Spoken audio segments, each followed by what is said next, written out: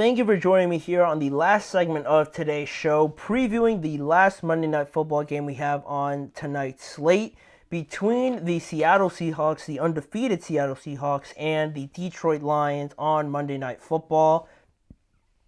The Lions coming off of a close win last week over the Arizona Cardinals to go to 2-1. The Seahawks leading the NFC West. The last time they won the division was back in 2020, and now they're back in first place at 3-0, trying to stay undefeated and be one of three undefeated teams still left in the NFL. It would be them, the Vikings, and the Chiefs, still the only undefeated team. So Mike Macdonald doing a very good job with this Seahawks team overall. And Lions, on the other hand, tied for second place. I guess now technically not tied anymore with Green Bay at 2-1. They could take sole possession of that if they win tonight as well. So big implications there in terms of the divisional seedings from that regard. And something interesting on this game as well. Dan Campbell, the head coach of the Detroit Lions, is 0-3 against the Seahawks since his time in Detroit. Lost to them in each of the last 3 seasons. So is it his kryptonite, or can he finally break the curse tonight? It seems like we're going to get into that in this segment. Looking first at the Seattle Seahawks, though, we have the inactives now officially for this game, getting closer and closer to kickoff.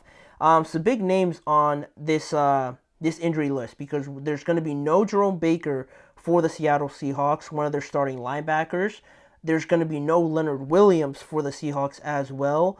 No Byron Murphy for the Seahawks also, and no Nwosu. He's still out from the preseason where he got hurt, and no Boye Mafe as well. Basically, their entire defensive line and a bit of their front 5, front 7 the majority are not playing. No Leonard Williams, no Byron Murphy, no Nwosu, no Mafe, and no Jerome Baker as well. Big injuries for the Seahawks defense, who, again, their defense has been playing very, very well to start the year, but they're going to be without a lot of big-time players in this matchup. And starting off with that defense, I haven't watched too many Seahawks games, but I had no idea that this Seahawks team is one of the top-ranked defenses against the pass, holding their first 3 opponents to 150 yards or less in all 3 of those games, which is very impressive. Again, Mike Macdonald, I guess I shouldn't be too surprised with how good of a job he did in Baltimore, but still, I was sleeping on the Seahawks. I really was. I was sleeping on their defense and how productive it could be with this offense, but they've been playing very well. And on the offensive side of the ball, the wizard, the guru for the Seahawks is their new offensive coordinator, Ryan Grubb. Came over from Washington University and has been a revelation so far for this offense, because you look at the downfield passes to DK Metcalf, Jackson Smith and Jigba having a 12-catch game against the Patriots, and Geno Smith playing well in large part because of Ryan Grubb. They're hitting on all cylinders. It seems like Mike Macdonald is coaching very well. Ryan Grubb, this new hip offensive coordinator, right, coming in to the NFL, is playing very well. I gotta stop saying playing, is coaching very well for the Seahawks team, and they're undefeated still for good reason. Now, if you want to talk about their opponents, that's a different conversation, right? The Dolphins, no Tua. The Patriots, they beat in overtime, and the Denver Broncos. You know, if you think those are all bad teams or whatnot, however you gauge it, that's your opinion. The Dolphins is the only certain one, I would say. The Patriots, they put up a good fight against them, and the Broncos just beat the Jets. So it's not too bad, but still, a lot of credit to the Seahawks team for playing very well early on. And then looking at the Detroit Lions as well, they're also dealing with some injuries. Looking at their inactive list as well, there's going to be no Frank Ragnow. We knew he was going to be out with that pectoral injury, if I'm not mistaken. Also, Sam Laporta is active. He is not on this injury report that I see, so he's going to be active. They're going to be without Brian Branch, their safety, their second-year safety. He is inactive with an illness in tonight's game, so wasn't expecting that. They're going to be without a couple defensive pieces, the Detroit Lions are, but it's big that Sam Laporta is able to play tonight, going up against that top-ranked passing defense in the Seahawks. Having Laporta there is going to be huge. They're obviously, for this Detroit Lions team, their running game still looks very dominant. But something to know about this Lions offense overall and how they're still 2-1. They're looking pretty good. The running game's been great, but Jared Goff, I didn't know this. Jared Goff has thrown more interceptions up until this point than passing touchdowns so far. And maybe they're just running every touchdown in. That could be an answer, but it looks worse than it might actually be. They struggled in that game against the Bucs in the red zone. That definitely has a lot to do with it, but it's not something right now that I'm really freaking out about, but it is interesting. That is something that I didn't know. For this Lions team that I consider one of the best in the NFC, their defense has been playing great. Their defense is top 4 in rush yards allowed, and also top 4 in rushing yards per game.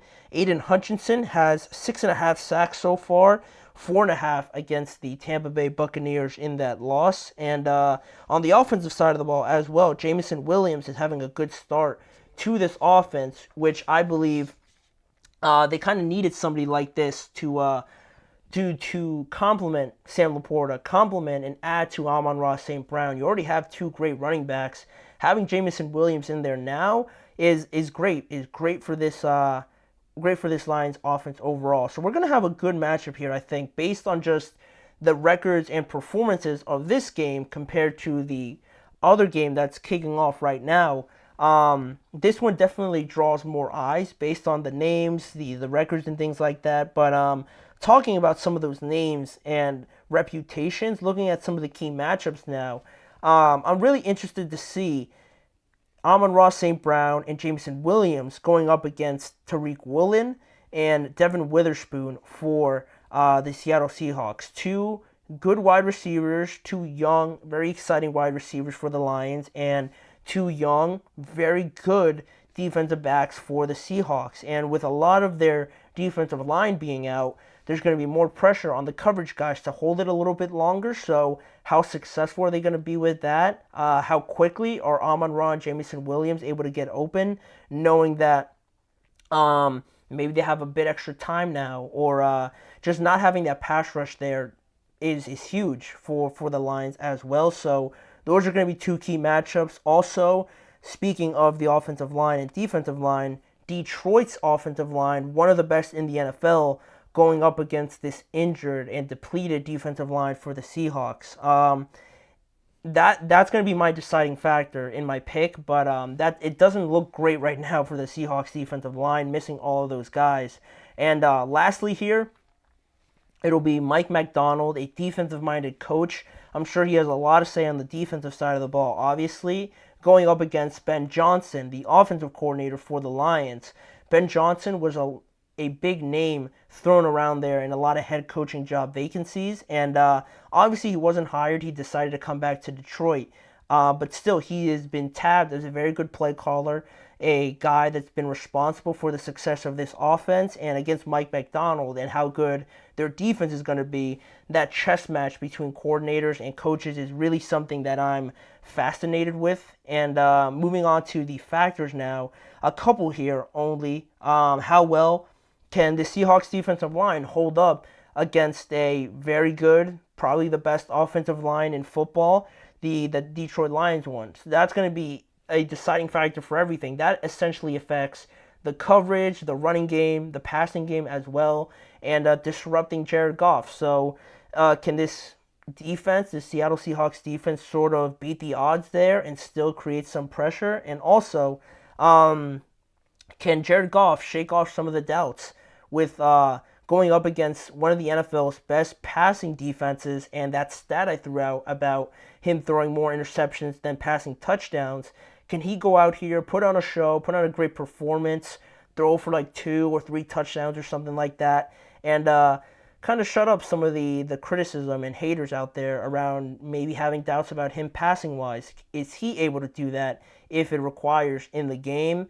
And with all of that being said, I feel like Dan Campbell now will break this 0-3 streak. They'll get their first win. He'll get his first win against the Seahawks. And basically, like I said, the defensive line being so injured for the Seahawks, I believe, is a big thing that I just can't overlook because this Lions defense is so good. They're one of the best, just nastiest, toughest defensive lines to just go after the Seahawks defensive line is going to be tough for them, I feel like, to overcome. And then you're asking the defensive backs to cover too long, and I just feel like things break down from that point on. So I have the Lions winning in this one. Seahawks haven't really faced a team like this before. As much as I wanted to give them a bit of credit for the first 3 games, the Lions are way better than the Broncos, the Dolphins, and the Patriots. So this will be a good test to see where the Seahawks are really at. But I'm going with the Lions. I'm going with the Lions on the road to go to 3-1. Keep some pressure on the Vikings and the Seahawks to also drop to 3-1 overall. But that'll be it for this segment and the entire show. Thank you guys for tuning in to the Chip Shot Football Podcast. Please remember to like, follow, and subscribe to the show, as well as following the network on all forms of social media. Check out both YouTube channels for more of the GSMC Chip Shot Football Podcast on there, covering everything to do with the NFL. And make sure to tune in every weekday at 6:30 p.m. Eastern Time for more stories and even more coverage around the NFL with me, Manny Maradiaga, as your host. Thank you guys for joining me. Again, go watch the games. We'll talk about it tomorrow, and I'll see you guys back here same time tomorrow. Mm-hmm. Mm-hmm.